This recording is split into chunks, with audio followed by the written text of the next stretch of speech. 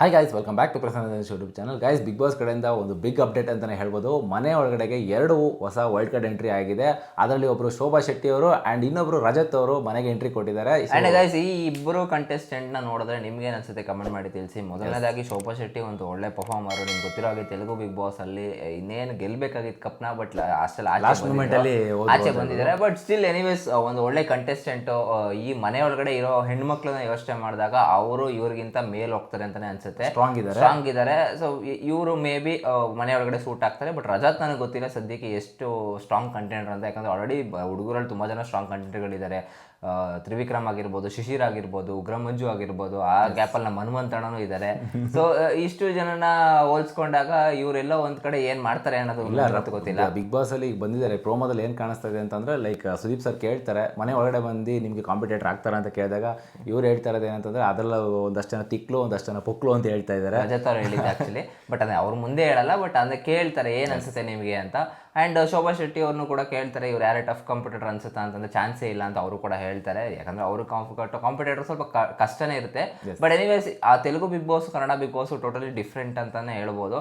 But ಒಂದು ಏನಪ್ಪಾ ಅಂತಂದ್ರೆ, ತೆಲುಗುವಲ್ಲಿ ಅವರು ಸ್ವಲ್ಪ ಗುಂಪು ಕಟ್ಕೊಂಡು ಅವ್ರ ಮೇಲೆ ಸ್ವಲ್ಪ ಎರ್ಗಕ್ಕೆ ಹೋದ್ರು. ಬಟ್ ಇಲ್ಲಿ ಹಾಗಾಗಲ್ಲ, ಯಾಕಂದ್ರೆ ಎಲ್ಲ ಕನ್ನಡದವ್ರು ಆಗಿರೋದ್ರಿಂದ ಎಲ್ಲ ಒಂದು ಕಡೆ ಅಂಡರ್ಸ್ಟ್ಯಾಂಡಿಂಗ್ ಅನ್ನೋದು ಬರುತ್ತೆ ಅಂತ ಅನ್ಕೊಂತೀವಿ. ಬಟ್ ನನಗನ್ಸಿರೋ ಪ್ರಕಾರ ಇವರಿಬ್ಬರು ಸದ್ಯಕ್ಕೆ ಅವಶ್ಯಕತೆ ಇರಲಿಲ್ಲ. ಯಾರೋ ಒಬ್ರು ಬಂದಿರೇ ಆಗೋಗಿರೋದು.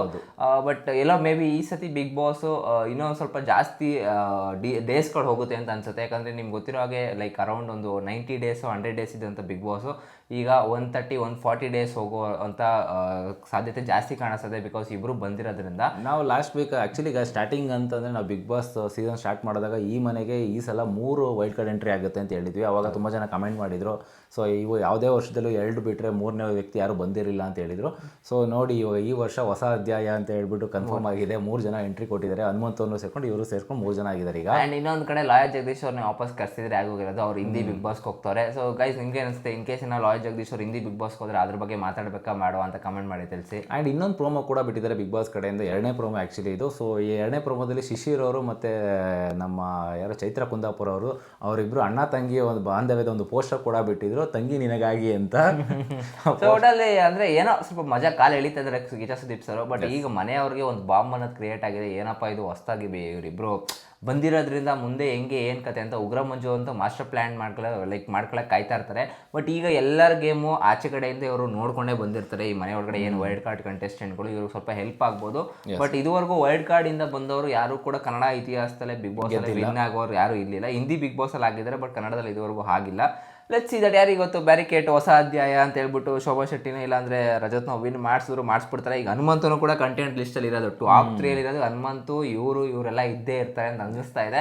ಸೊ ಗೈಸ್, ನಿಮ್ಗೆ ಅನಿಸ್ತಾ ಇದ್ರ ಬಗ್ಗೆ ಕಮೆಂಟ್ ಮಾಡಿ ತಿಳಿಸಿ. ವೈಲ್ಡ್ ಕಾರ್ಡ್ ಎಂಟ್ರಿ ಸದ್ಯಕ್ಕೆ ಬೇಕಾಗಿತ್ತಾ ಇಬ್ರು ಕಂಟೆಸ್ಟೆಂಟ್ಗಳು ಅಂತ? ಆ್ಯಂಡ್ ಇವರಿಬ್ಬರಲ್ಲಿ ನಿಮಗೆ ಯಾರು ಇಷ್ಟ ಆಗ್ತಾರೆ?